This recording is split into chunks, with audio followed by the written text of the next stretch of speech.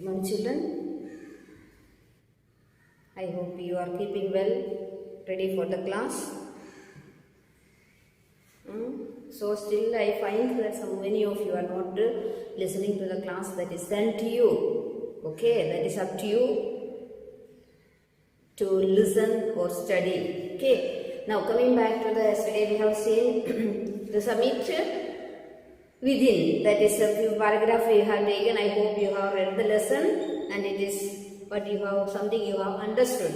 It's very easy, very simple language it is used, and to help you use the dictionary, find out the words meaning. I am just explaining to you, but you have to refer to the dictionary in order to get to the deep meaning of it, the correct meaning of it. Okay, so the page number 77, the last paragraph we will continue today. Okay, all of you take the textbook, your textbook, lesson 5, the submit within. The page number 77, the last paragraph we will begin today. Okay, now glimpsing a peak in the distance. Glimpsing means what? Looking. Okay, looking, having a look, gazing at, looking at a peak in distance. Distance means from far looking at the mountain. I get transported to another world. He feels that. I told you, this is the feelings of the man who climbed the Mount Everest. He himself is narrating his feelings and story, things like that. So he is telling, glimpsing a peak from the distance, from looking from the far to a mountain, he felt that I get transported. That means he is as if he is going away or going to another world. It is, he is going to another world. That is what he said. I experience a change within myself which can only be called mystical. He says that he gets a change within him that is mystical. Mystical means something spiritual, something beyond our understanding. Okay, so it is an experience. It is not clear. One cannot explain it. It is beyond the explanation. That is what the man is telling. Mystical means spiritual or beyond our understanding, and it is a mixed feelings of joy, happiness, so many things. So that is what the man is telling about his experience of looking. Maybe he is, as he is climbing, maybe looking up, and he says it is another world he is traveling. So that's what he says, that by its beauty, aloofness, might, ruggedness and the difficulties encountered on the way, the peak draws me to it as Everest did. He says that by its beauty means the beauty of that nature, the mountain, and aloofness means loneliness, that singleness, alone there. Might means power, ruggedness, the difficulties that he went through, and ruggedness means the hardships, It's not that easy, as I said. It's climbing on a mountain. It is a steep mountain, not standing. We can simply walk and go. It's a lot of struggle. So ruggedness means the hardships and the difficulties encounter on the way. Difficulties and encounter means facing on the way. The peak draws me to it as Everest did. So it was difficult for him, but he enjoyed. He felt a mystical feelings within himself. It is a challenge that is difficult to resist. So he says that it is a challenge that is difficult to resist. It is a challenge, it is a thrill. It cannot be resisted. It is beyond. So it is something not just giving up or struggle, doubts and things, all that. It is for him it was a thrill, it was a joy. That is what he says. Looking back, I find that I had not yet fully explained why I climbed Everest. Now he is telling, yesterday the lesson we have seen, why did I climb the mountain, why people climb on that, this question within, Now he is telling, I did not answer that question. So he is answering now. Looking back, I find that I have not yet fully explained why I climbed Everest. He is telling. Now, it is like answering a question, why you breathe. She says that question, why you climbed Everest, it is like an answering, why do you breathe. For him, it's a reason. There is no, why do you breathe? Without breathing, you cannot survive. That's why you breathe, is it not? So it says that it is why, he says, why do you help your neighbor? There is also no answer. It is your nature of helping. That is what he says. So why do you want to do good acts? So this kind of, like he says that climbing a mountain for him or climbing the Mount Everest is like asking him, why do you breathe? Why do you good to others?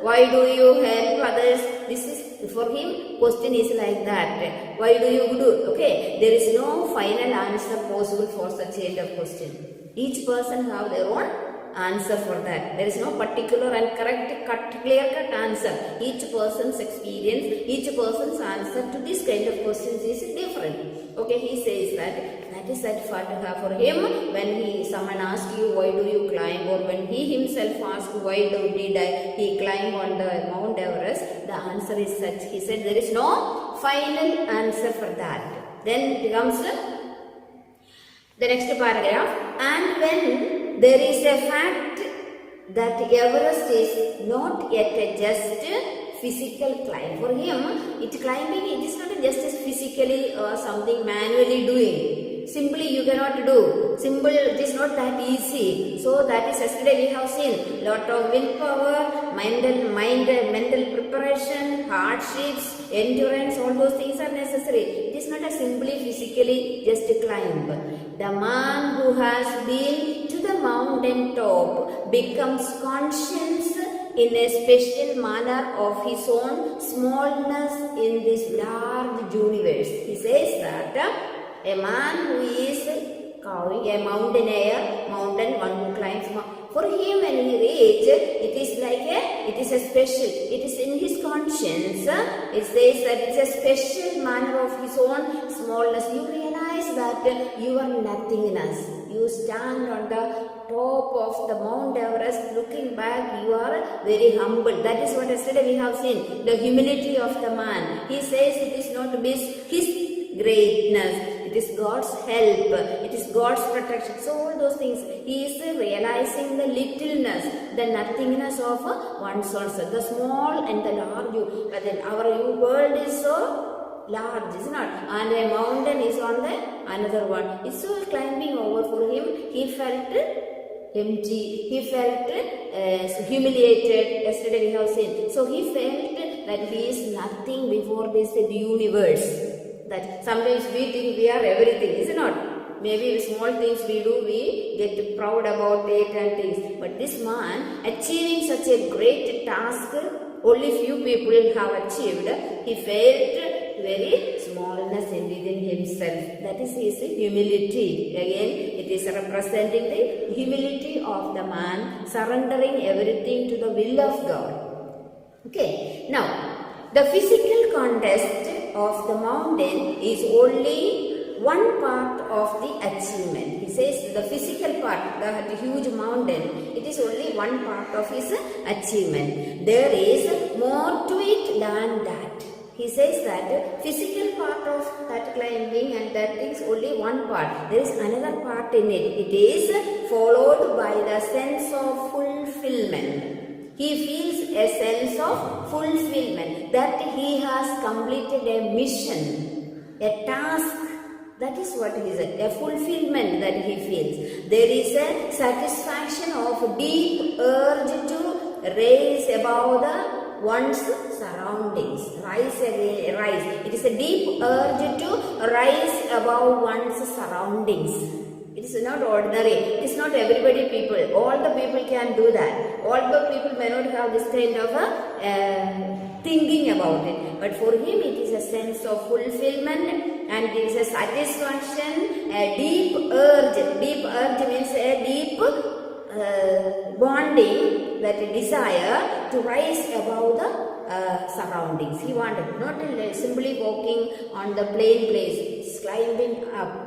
It is something beyond the understanding. That it is the eternal. It is the eternal love for adventure in man. It is an eternal love for adventure. Adventure means taking hardship. Something very dictative and adventure, dangerous journey, is not? It's very dangerous. One cannot think that he will come back or he will have life again. So it is that kind of adventurous it is. And the experience is not merely physical. It is emotional and is spiritual. He is telling it is not that the journey is not only physical. It is not simply for exercise that we jump down, up and down, run, do exercise only for physical fitness, isn't it? For him it is not that. It is a mystical experience. It is something emotional. Emotional means what? That feelings, that thrill, that accomplishment, that satisfaction in fulfilling a mission. It is a mission actually. It is not a simple duty. It is a commitment that he takes himself within, that he wanted to achieve. So from there, when we do some small things, when we do, we will be able to do greater things. So we should have that willpower, not to give up things.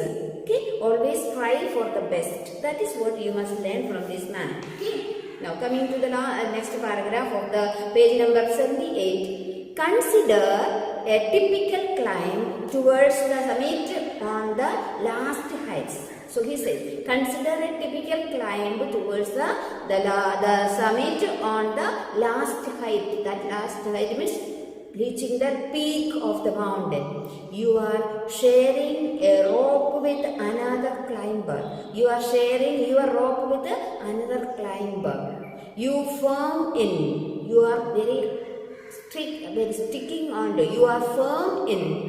He cuts the steps in the hard ice. Then he belays and you inch your way up. So it is you are just going up. There is I don't know how, I have not climbed because it says that it is full of ice, huge rocks, anytime can. You are climbing on the rope, remember that. Okay, it is fetching, and with that facilities fetching it, and you are sticking on to that with that lot of the climb you grip. You have to be very conscious about it, that you are climbing. You can slip down, you can fall down. All that dangerous, adventurous means very dangerous situation. But we should have very conscience, determination, that fully conscious about what you are doing. Sometimes we are distracted. You cannot be distracted in this situation. Fully conscious on what you are doing. You strain every nerve as you take every step. You feel lot of disappointment sometimes maybe, but no, give up, don't give up. That is, famous climbers have left records of the help given by others. So there are people, the famous climbers, they have given their own records on that. He says that they have also recorded how they needed just that help. Else they might have given up. Breathing is difficult.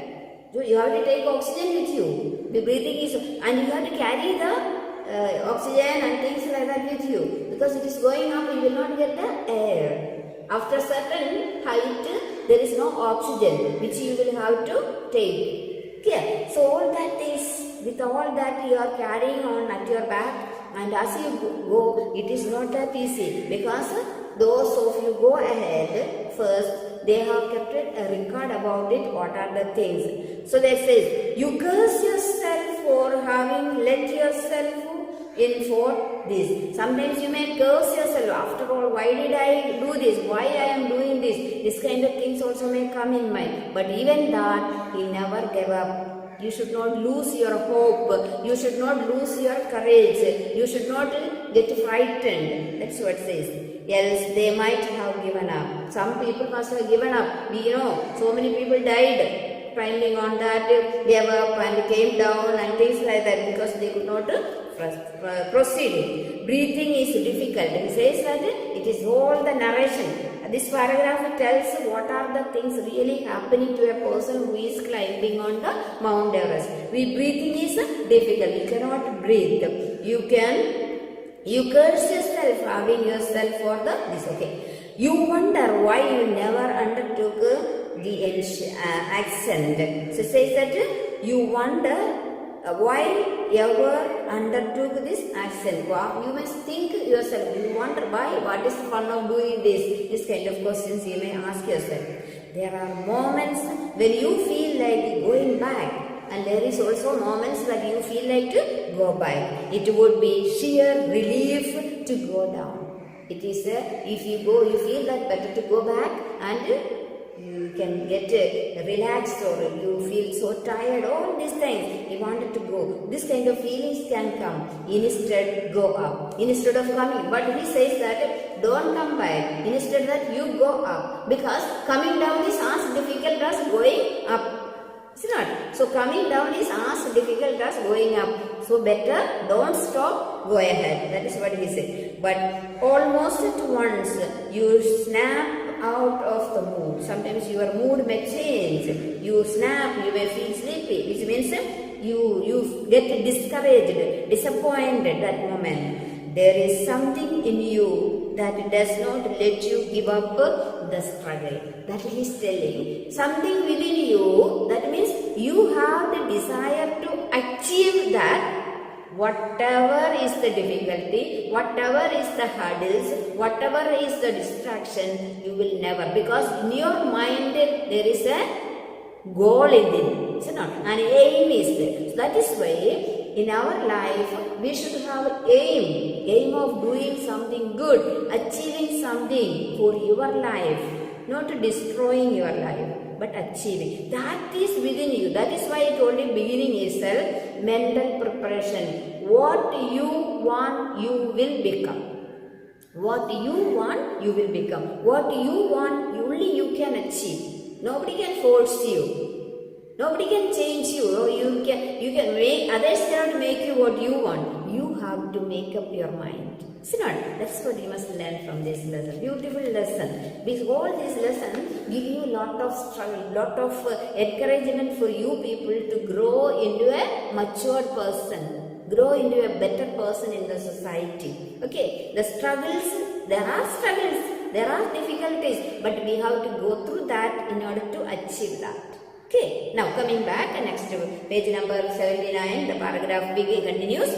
Your companion keeps up with you. There is also other people. They are also coming along with you. Just another 50 feet, maybe distance is there. Together they cannot climb, keeping a distance, maybe 50 feet. Or 100 maybe. You ask yourself, is there no end? So sometimes your companions may be there, you are not going alone. Sometimes there are some other people like you climbing up, that you may ask, they may be ahead of you or sometimes below, behind you, all those things.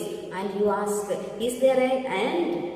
Looking up, nothing is happening because it is so high, is it not? So sometimes you ask, oh, is it not ending? Sometimes when we do something, oh, is it not coming up?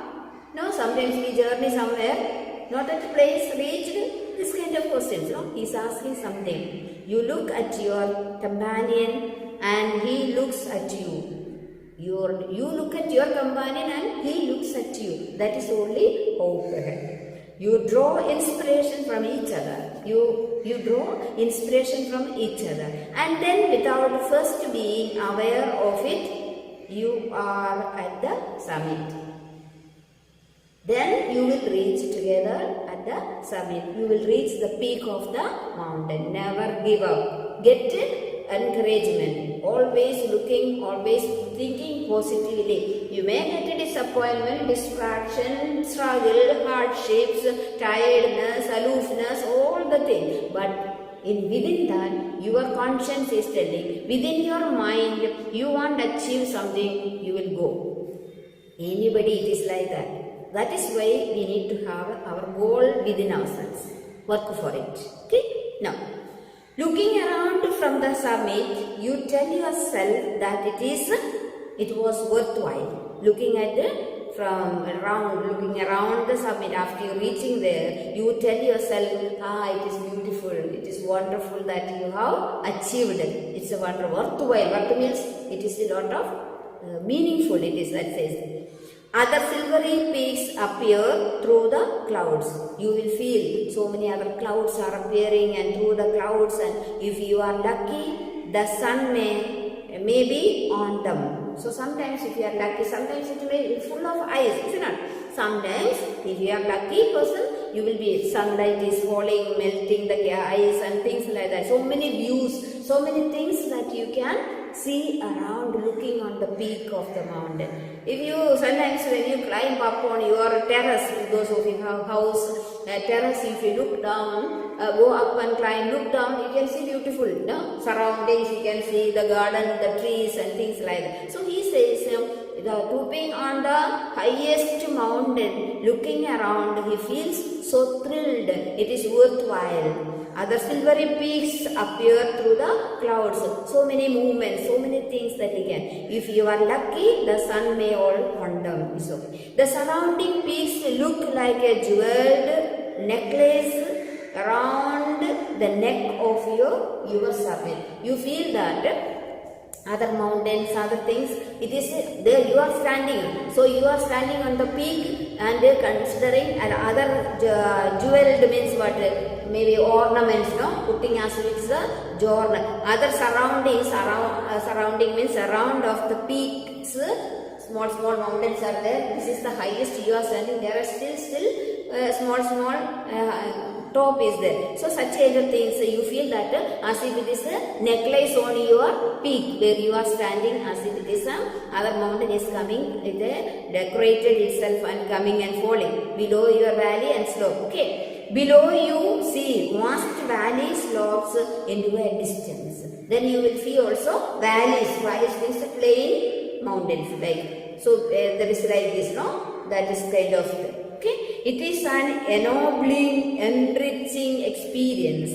It is ennobling, it means encouraging, that is giving you more happiness. Ennobling, encircling experience. Just look down from the summit to the of the mountain. So when you look from the peak down, you feel wonder. You feel so excited, so happy, so thrilled, and you think also, oh, this much I have climbed, this kind. So lot of the man is telling the experience that within. Only one who can have experience will be able to say such a way, isn't it? Now, you bow down and make your obedience to which God you worship. You feel that there again, the God is so wonderful, magnanimous God, a great God, because God who created such a thing, isn't it? Man is only nothing before God. So he says that you bow down and make your obeisance to whichever God you worship. You feel like to bow down before God who created you, who loves you, who has given. Because God created everything. That is how we believe. God is the omnipotent. God is the creator of the whole universe. So you feel like to bow down before, because we realize that before God we are nothing. Before God we are nothing. God is the one who created everything and we are nothing. So that is the feeling. Not we are everything. No, the man is telling God is so wonderful. Though God is beyond our imagination and explanation, God is great. Any God, whichever God you worship. Okay, that is what the man is telling. Now, I left on Everest a picture of Guru Nanak. He says that maybe he is a worshipper of Guru Nanak. And he said he kept a picture of Guru Nanak. Rawat left a picture of Goddess Durga. Another man, Rawat, he is a worshipper of Guru Nanak. Another man, his name is Rawat, left a picture of Goddess Durga. Doraji left a relic of the Buddha. So different people kept different pictures whom they worship, because it is not one God. God is only one, but in different forms. Okay. Edmund Hillary had buried a cross under a heap of rocks and a stone. So here is a Charon is a meaning is the what is Edmund Hillary is the first one, is it not? So he buried a cross there. So different people kept something for their memory on the Mount Everest and in the snow. These are the symbols of conquest but of reverence. These are not symbols. What are they? It was because they are conquest. They achieved something as a memory that they kept. One kept Guru Nanak, another one kept the goddess Durga, another one kept a relic of Buddha, and another one kept a cross buried near the earth. So this says that these are not symbols of conquest but of reverence. It is a reverence that they kept because God, whom they believed, gave them everything. That is the God who supported them, helped them, and because they realized that before God they are nothing. So this is what the whole thing is. Okay. Now the experience of having climbed to the summit changes you completely. The man is telling the experiences that one who climbed it, you get a different person. You are obedience. Okay. You experience having the experience climbed the summit changes you completely. You will be a different person. That is not the original person. You will not be the same person, but after climbing up and coming down, that is what he says. That what is that? There is another summit. It is within yourself. Not only summit on the top of Everest, there is a summit within yourself. That is what make you change. It is in your own mind. Each man carries within himself his own mountain peak. You see, beautiful, no? Each man carries his own mountain peak within himself. He must climb it to reach it to a full of knowledge of himself. It is fearful and unscalable. It cannot be climbed by anyone else. You yourself have to do the physical act of climbing to the summit of a mountain. Outside is akin to the act of climbing the mountain within. So he says that each one of us are carrying a mountain within ourselves. That means we must go a journey within ourselves. No, it is easy to go out. It is easy to tell the things. But it is journey within ourselves where you find the true treasure within us. What is our true treasure? God himself. God is dwelling within us. You must find the God within us. That is what he is telling. Okay? It is another summit. It is within each one of us. Each one of us are having a summit within. And we need to travel within ourselves. It is your own mind. Okay? And it says that, what is that summit? It is your own mind. Each man carries within himself his own mountain peak. Okay? Now he says, he must climb. Every one of us must climb. That means, what is the meaning of climbing? To reach that full of knowledge of oneself. To know our own self, we need to travel within ourselves. When for example, I will give you another example. You wanted to dig a borewell. To dig a borewell, you put the machine and then what happens? Each time, the machine will cut down the stone, rock, everything, they bring it out, dig it back. So, if you have seen that it is digging a borewell is like that of a counting within, traveling within into ourselves. When you travel within ourselves, that means journeying. That means we grow in the knowledge of ourselves. There we find the real God. That is, God is love.